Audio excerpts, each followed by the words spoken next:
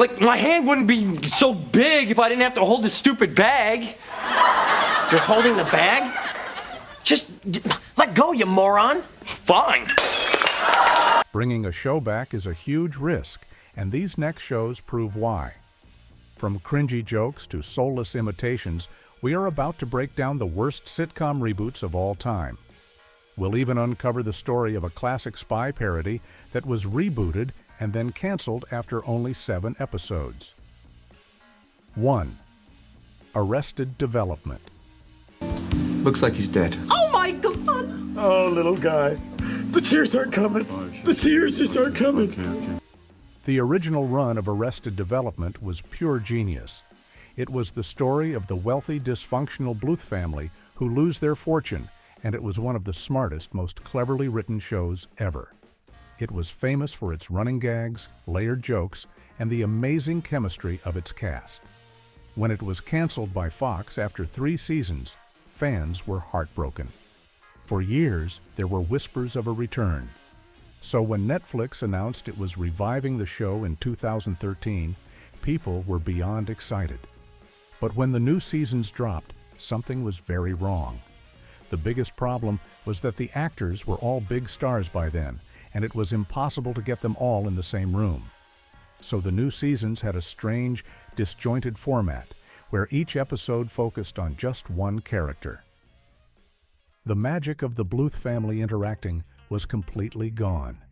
The stories dragged on, the pacing was slow, and the sharp wit of the original was replaced with confusing plot lines.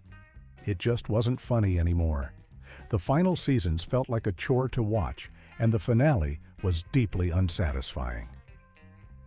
It was a sad end that managed to tarnish the legacy of a nearly perfect show. A bad format can ruin a comeback. But what about a show that brought back the right format, but erased its own finale and filled the new episodes with stale jokes that nobody found funny? 2. Will and Grace. I'll drop it, I swear. No, you won't. You don't have the guts. You know me too well. Will and Grace was a groundbreaking sitcom in its original run. It was hilarious, sharp, and it brought gay characters into the mainstream in a huge way. The chemistry between Will, Grace, Jack, and Karen was electric. The original series finale in 2006 was very decisive. It jumped forward 20 years, showing that Will and Grace had a falling out and didn't speak for 2 decades. While some fans didn't love it, it was a definite ending. Then, in 2017, the show came back. The first thing the revival did was erase that entire finale, saying it was just a dream Karen had. Right away, it felt like a cheap move. But the problems didn't stop there. The new seasons tried to be topical, but they leaned way too heavily on dated political humor, with constant clunky jokes about the president at the time. The charm of the original was replaced with what felt like preachy lectures.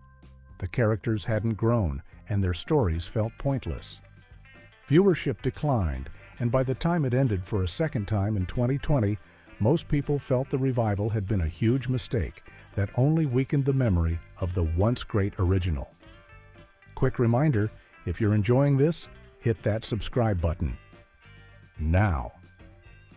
It's one thing for a reboot to feel pointless. It's another thing entirely when a reboot is a massive hit, only to come crashing down in a storm of real-life controversy. 3. Roseanne. This is the winning lottery ticket. I've got it right here. Remember, you told me to watch it on TV. What are you talking about? We won the lottery. I can't believe it. The original Roseanne was a show that meant a lot to people. It was a realistic look at a working-class American family, and it was both hilarious and heartfelt. In 2018, the show was revived with the entire original cast. The new season was a massive success, becoming the most watched show on television. It cleverly erased the terrible lottery-winning final season of the original run and got back to its roots. It seemed like the show was back for good, but the comeback was very short-lived. Just after the new season finale aired, the show's star, Roseanne Barr, posted some highly controversial and offensive things online. The public backlash was immediate and intense. The network, ABC, acted swiftly and made a shocking decision. They fired Roseanne from her own show and canceled the #1 series on TV. The whole situation was a mess.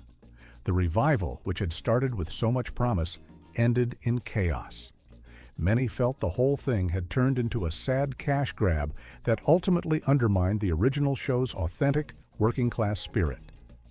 The network later created a spin-off called The Conners, but the messy end of the Roseanne revival left a permanent stain. A reboot that ends in controversy is a disaster. But what about a reboot that just feels like a soulless copy of the original, filled with recycled jokes and cheap nostalgia? 4. Fuller House. Follow me. What about me? You stay right here and watch that hole. You got it, dude. For a generation of kids who grew up in the 90s, Full House was everything. It was the wholesome story of a widowed father raising his 3 daughters with the help of his brother-in-law and his best friend. It was sweet, cheesy, and full of heartwarming life lessons. When Netflix announced a sequel series called Fuller House, that same generation was ready to relive the magic. The new show flipped the script, with a now grown-up and widowed DJ Tanner raising her 3 sons with the help of her sister Stephanie and her best friend Kimmy Gibbler. The problem was that Fuller House had nothing new to say. Instead of telling fresh stories, the show leaned entirely on nostalgia.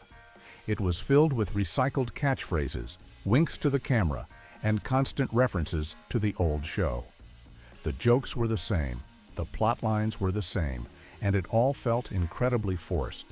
The heartwarming moments of the original were replaced with cheesy, soulless imitations.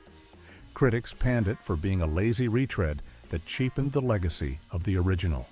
While some fans enjoyed the trip down memory lane, many felt that Fuller House was a hollow echo of the show they once loved. Relying too much on nostalgia is a common reboot mistake. Another big mistake is taking a show that was once smart and subtle and turning it into a loud, clunky political lecture. 5. Murphy Brown. Last year we bought our dream house. So, the good old American work ethic paid off. It did until the black people moved in next door. In its original run, Murphy Brown was a sharp, witty, and groundbreaking sitcom. It starred Candice Bergen as a tough, intelligent television journalist. The show was famous for its smart satire and for blurring the line between fiction and reality, even getting into a real-life public debate with the vice president at the time. It was a show that was very much about its era, the 1990s. In 2018, the show was revived for a new season, bringing back the entire original cast. The creators wanted to see how Murphy would handle the modern media landscape of cable news and social media. But the new version was missing the cleverness of the original. Instead of nuanced satire, the reboot was filled with overly political and heavy-handed jokes aimed at the Trump administration. It felt less like a smart comedy and more like an angry rant. The jokes were obvious, the storylines were preachy, and it failed to find an audience. The revival was canceled after just one forgettable season. It was a clear example that what works in one decade doesn't always translate to another, especially when you lose the subtle touch that made the original so special. It's tough to recapture the magic of a different era. Our next show also tried to come back, only to find that its main characters had nowhere new to go. 6. Mad About You. Wait, so we'll go over to Melon's, we'll grab something to eat, and I'll walk you home. You're sure you don't have a girlfriend? I have a dog, but he knows I date. Mad About You was one of the most relatable and beloved sitcoms of the 1990s. It starred Paul Reiser and Helen Hunt as Paul and Jamie Buchman, a newly married couple navigating life and love in New York City. The show was loved for its realistic portrayal of a relationship, with all its small arguments, funny moments, and deep affection. The chemistry between the two leads was perfect, and the show felt like a warm and comfortable look at modern love. The original series ended with a flash forward that showed their lives far into the future. 20 years later, in 2019, a revival was released. It brought back Paul and Jamie as they deal with being empty nesters after their daughter Mabel goes off to college. The problem was, the new show felt completely unnecessary. The characters hadn't seemed to grow or change at all. They were having the same old conflicts and rehashed arguments from the original series. The spark and charm were gone. It felt like a lazy attempt to cash in on nostalgia without any fresh ideas to justify its existence. The revival failed to find an audience and quietly disappeared, leaving fans wondering why they bothered to revisit a show that had already ended perfectly. A show with no new ideas is doomed to fail. But what about a show that tries to modernize a classic formula, but just ends up feeling stale and dated? 7. The Odd Couple. Look at that! Look at the size of that woman! If she got stuck in the emergency door, we'd all be dead! The story of The Odd Couple is a true classic. It started as a play, became a movie, and then a legendary sitcom in the 1970s, starring Tony Randall and Jack Klugman. The premise is simple and brilliant. A neat freak named Felix Unger is forced to live with a slob named Oscar Madison. Their conflicting personalities create comedy gold. It's a formula that has been copied countless times. In 2015, a new version of the show was created, starring Matthew Perry from Friends as the slob Oscar and Thomas Lennon as the neat freak Felix. On paper, it seemed like a good idea, but the execution was a huge letdown. The humor in the new version felt incredibly dated and old-fashioned. It was full of predictable jokes and a laugh track that made it feel like a sitcom from 30 years ago. The show also tried to add forced romantic subplots that went nowhere and distracted from the main dynamic. It failed to modernize the classic premise in any interesting way. Instead of feeling fresh, it just felt stale. Compared to the cleverness and heart of the original, this reboot was a pale and forgettable imitation. Trying to recreate a classic is hard, but it might be even harder to create a spin-off that captures the same magic as the original, as our next show proved. 8. That 90s Show. Hey, what's the teeny writing on the bottom of the vase say? What teeny writing? That 70s Show was a massive hit because it perfectly captured the feeling of being a teenager in a specific time and place. The cast had amazing chemistry, and the nostalgic setting was a huge part of its charm. So, when Netflix announced a sequel series called That 90s Show, fans were cautiously optimistic.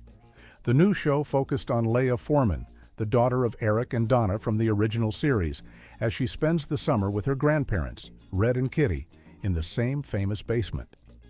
The new show brought back Red and Kitty, and it had plenty of cameos from the original cast, which was fun. But the main focus was on Leah and her new group of friends, and that's where the show fell flat. The new teenage actors lacked the natural chemistry and comedic timing of the original group. The writing felt forced, with awkward modern references shoehorned into the 90s setting.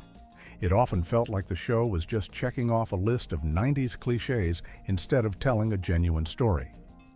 Despite the fun of seeing the old characters again, the new generation just wasn't interesting enough to carry the show. For many fans, it was a disappointing sequel that couldn't escape the shadow of its far superior predecessor. A weak new cast can sink a reboot. Our next show also tried to bring back a beloved character, only to place her in a dull and uninspired new story. 9. Punky Brewster. You hungry? Depends. On what? Why asking? I'm just asking. How come? I'm curious. How come? Because I am. How come? In the 1980s, Punky Brewster was a kids' sitcom that was full of heart. It was about a bright and spunky young orphan named Punky, who is taken in by a grumpy but kind old man named Henry. The show was known for its unique fashion, Punky's punky power attitude, and for tackling serious issues in a kid-friendly way. It was a quirky and memorable part of many childhoods. In 2021, a revival of the show was released with the original actress Soleil Moon Frye returning to play a now grown-up Punky. In the new series, Punky is a single mother of 3 who is trying to get her life back on track after a divorce. She then meets a young girl in the foster system who reminds her of her younger self. While it was nice to see the actress back in her iconic role, the show itself was a letdown. The storyline felt generic and uninspired. The revival lacked the quirky charm and unique spirit that made the original so special. It felt like a standard, bland family sitcom that could have been about anyone. The show failed to make an impact and was canceled after just 1 season, a forgotten reboot of a once unforgettable character. It's a shame when a reboot loses the original spirit. But what if a reboot takes beloved, playful characters and puts them in an adult-themed show that makes them completely unlikable? 10. The Muppets. Oh, we need another Schnook the Fleece. What's a Schnook the Fleece? Patsy the Swindle. Patsy the Swindle. Guy to Rob. Does anyone speak English around here? For decades, the Muppets have been a source of pure joy and family-friendly fun. From The Muppet Show to their many movies, Kermit, Miss Piggy, Fozzie, and the gang have a playful and chaotic spirit that is loved by all ages. Their brand of humor is silly, a little anarchic, but always good-natured. So, when a new primetime Muppet Show was announced in 2015, fans were excited. But the new show, simply called The Muppets, was very different. It was filmed in a mockumentary style, like The Office, and it tried to be more adult and edgy. The show focused on the behind-the-scenes drama of Miss Piggy's late-night talk show. The characters were cynical, their personal lives were messy, and the humor was often mean-spirited. For example, Kermit and Miss Piggy had a nasty breakup and were dating other people. Fozzie was in a serious relationship with a human. The whole thing felt wrong. It stripped away the joyful, playful spirit of the characters and made them seem bitter and unlikable. Fans and critics hated the new tone, and the show was canceled after 1 season. It was a failed experiment that proved you shouldn't mess with the magic of the Muppets. Making beloved characters unlikable is a huge mistake. Our next reboot did something similar, taking empowered, fun characters and turning them into sad and unrelatable versions of themselves. 11. And Just Like That. Is something special that's supposed to happen between 2 people who love each other. Or 2 people who love sex. S and the City was more than just a sitcom. It was a cultural phenomenon.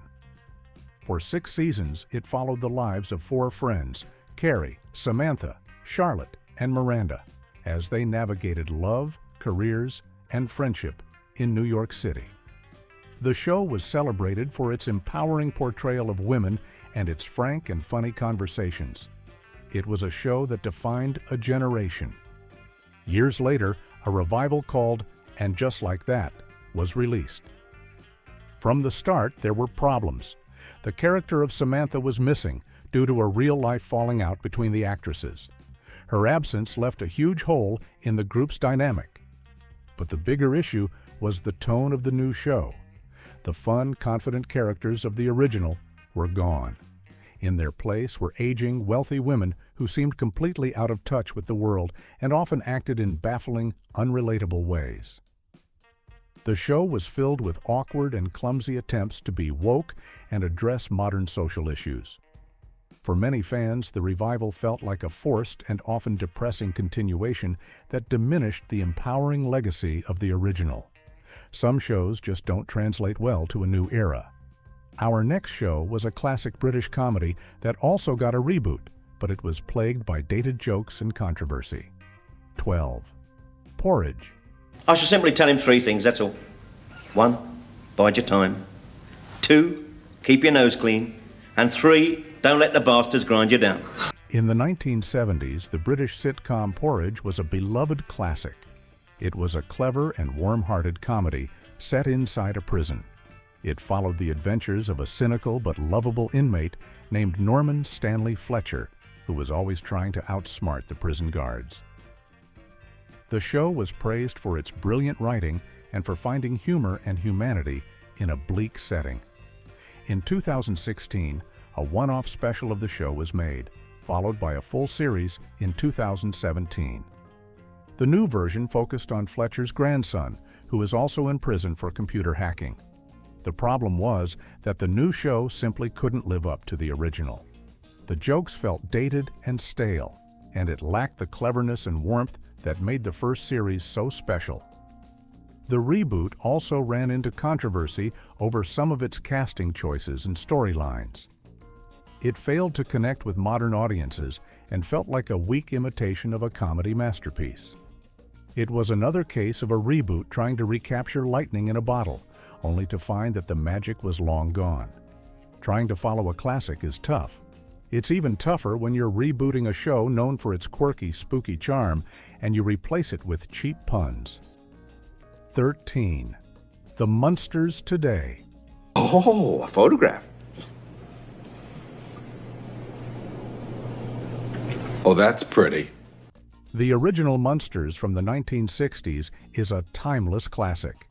It was the story of a family of lovable monsters, including Herman, Lily, Grandpa, and Eddie. The show's charm came from its quirky characters, its spooky fun atmosphere, and its gentle satire of the typical American family sitcom. It was a show with a unique and beloved style. About 20 years later, in 1988, a reboot called The Munsters Today was created. The bizarre premise was that the family had an accident in Grandpa's lab in the 60s and were put into a sleeping state for 22 years, only to wake up in the late 1980s. The show featured a new cast and was filmed in bright, cheap-looking color instead of the classic black and white. But the biggest problem was the writing. The clever, character-driven humor of the original was gone. In its place were endless, repetitive puns and silly, low-budget special effects. The show felt like a cheap, hollow copy of the original. It completely lacked the heart and charm of the 60s version and felt more like a bad Saturday morning cartoon than a primetime sitcom. A cheap production can doom a reboot. Our next show also tried to bring back a classic, but poor execution led to it being one of the fastest cancellations in TV history. 14. Get Smart. You have any noticeable scars? He was wearing a suit. No, I mean on his hands or neck. He was wearing a scarf and gloves. Did you notice anything about him at all? He was a very snappy dresser. The original Get Smart was a brilliant spy parody from the 1960s, created by Mel Brooks and Buck Henry. It starred Don Adams as the bumbling but somehow effective secret agent Maxwell Smart, Agent 86. The show was famous for its slapstick humor, catchphrases like, "Sorry about that, Chief," and clever satire of the spy genre. It was a smart, silly, and iconic comedy. In 1995, a new version of the show aired on the Fox network. This reboot brought back Don Adams as Maxwell Smart, who was now the chief of control. The new main character was his son, Zach, who was also a spy. The show also brought back Barbara Feldon as Agent 99, who was now a congresswoman. On paper, it sounded promising, but the show was a disaster. It failed to recapture the clever humor and perfect timing of the original. The execution was poor, the casting of the son didn't work, and the jokes just weren't funny. It was a critical and commercial flop. The network lost faith in it so quickly that it was canceled after only 7 episodes had aired. It was a swift and embarrassing end for a reboot that completely missed the point of what made the original great. A reboot that gets canceled after 7 episodes is bad. But what about a reboot that was so bad it never even made it to air? 15. The IT Crowd, U.S. Team! Team, team, team, team, team. I even love saying the word team. Across the pond, the British sitcom The IT Crowd is a beloved cult classic. The show is about 2 nerdy IT technicians, Roy and Moss, and their tech-illiterate boss, Jen, who work in the basement of a large corporation. The show's humor is wonderfully weird, surreal, and perfect for anyone who has ever had to deal with tech support. It was a unique and hilarious show.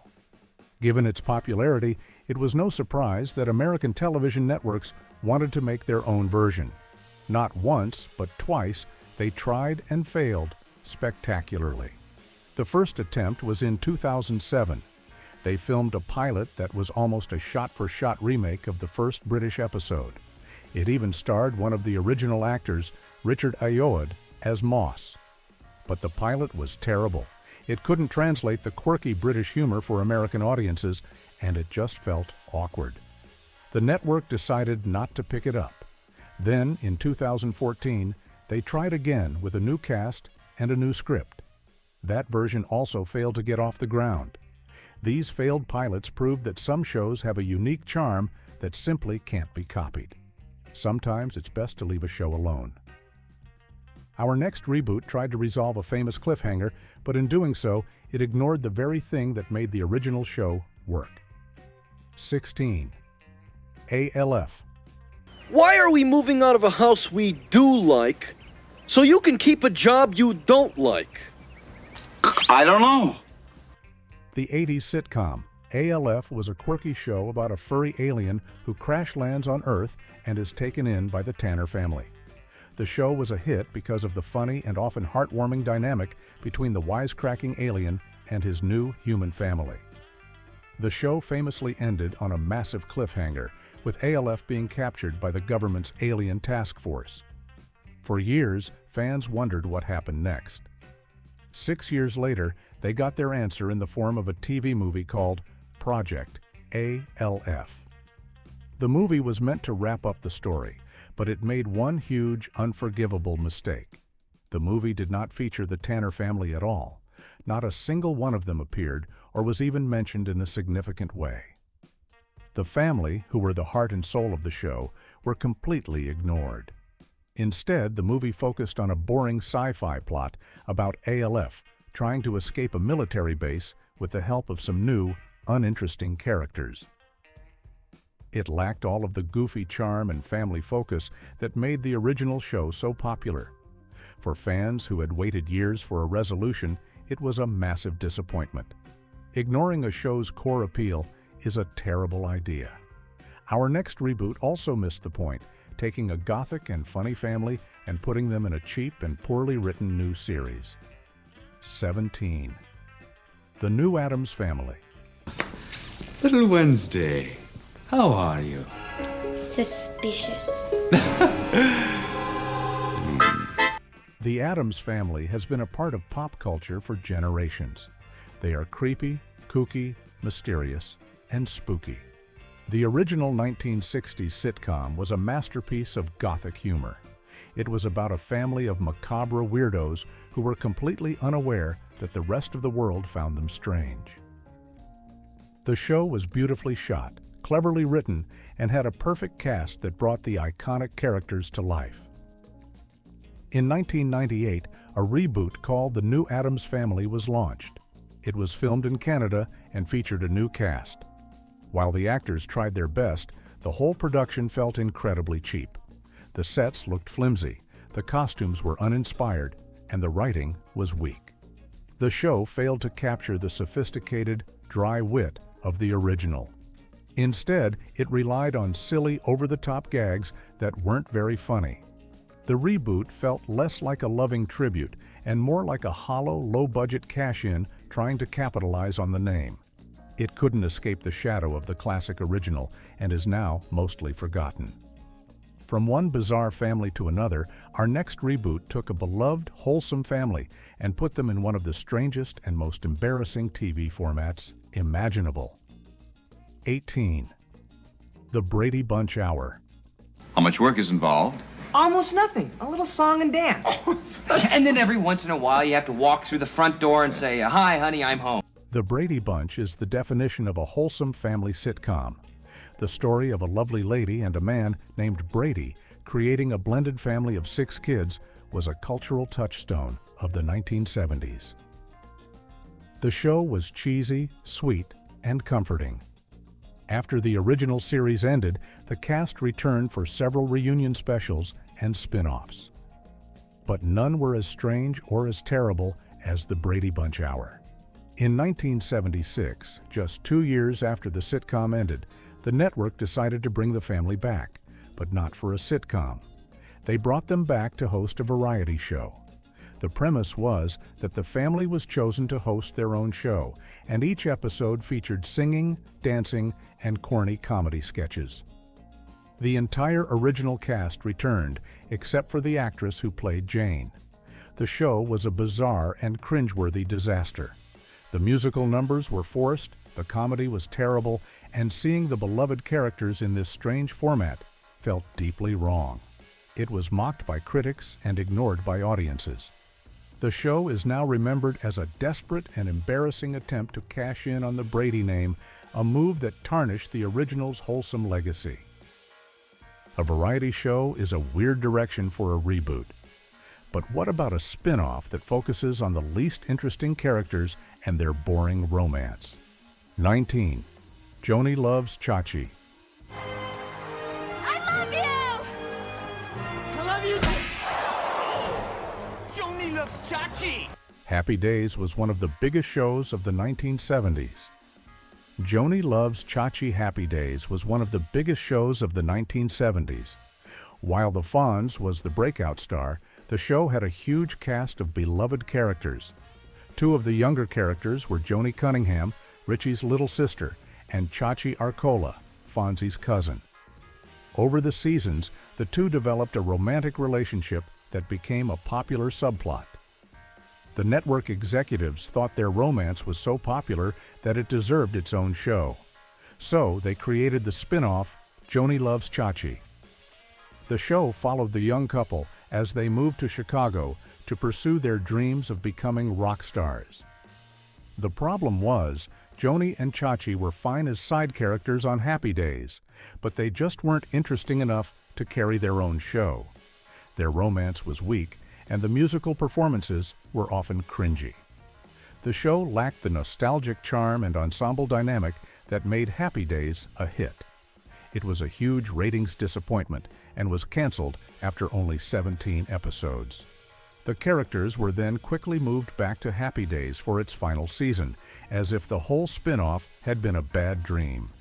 It's hard to follow a massive hit. Our final reboot tried to continue the story of one of the most acclaimed shows of all time, but it proved that without the main setting, the magic was completely gone. 20. After MASH. That's a decision I'll decide when I decide and make my decision, and that will decide it. The finale of MASH is one of the most watched television events in history. For 11 seasons, the show perfectly blended comedy and drama as it told the story of doctors and nurses at a mobile army surgical hospital during the Korean War. The show was beloved for its sharp writing, incredible characters, and its powerful anti-war message. Saying goodbye to those characters was a huge cultural moment, but the network didn't want to say goodbye. Just a few months after the historic finale, a spin-off called After MASH premiered. The show followed 3 of the characters from the original series, Colonel Potter, Klinger, and Father Mulcahy, as they tried to adjust to civilian life after the war. The problem was that the setting was just as important to MASH as its characters. The tension and humor of the original came from the high-stakes environment of the war.